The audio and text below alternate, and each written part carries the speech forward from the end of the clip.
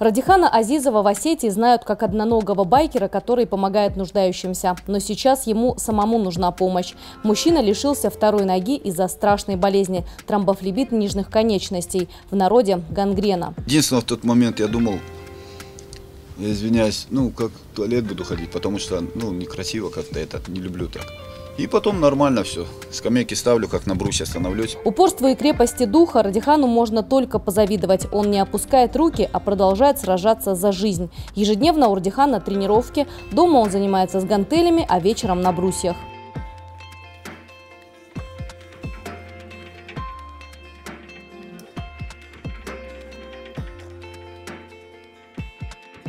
Свободное от тренировок и специальных процедур время Радихан любит возиться со своим байком. Говорит, как только получит второй протез, то сразу же вернется к обычной жизни.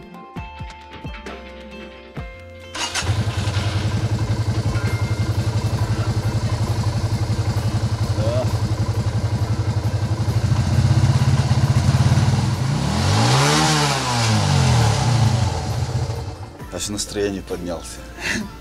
Не жалуется, а только благодарит всех, кто ему помог. Радихану бесплатно дали квартиру, но есть проблема. Она на 3-м этаже. Чтобы подняться в квартиру, у героя нашего сюжета продумана целая схема.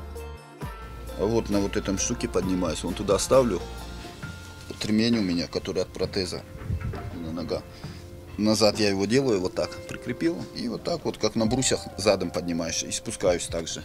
Часто бывает, ребята вон там сидят и поднимают меня. Вот так вот.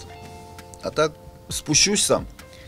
Подожду, кто-нибудь будет из взрослых проходить. Попрошу я их, и они коляску спустят с ногой. И потом гуляю сзади, там от дома гуляю тоже. Когда Радихан получал квартиру, то просил ее на 1-м этаже, потому что знал, что скоро останется без второй ноги. Тогда ему посоветовали продать жилье и самостоятельно купить то, что ему подходит больше.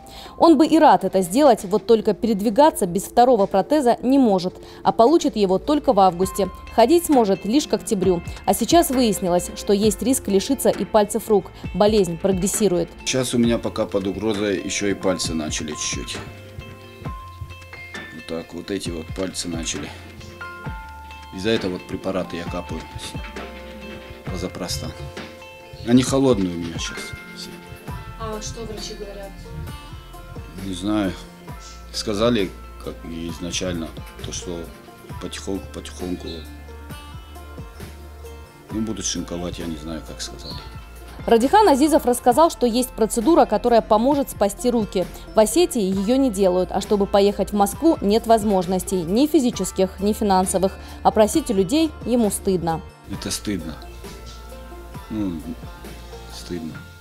Потому что вот это, то, что вот диван, вот это новый диван.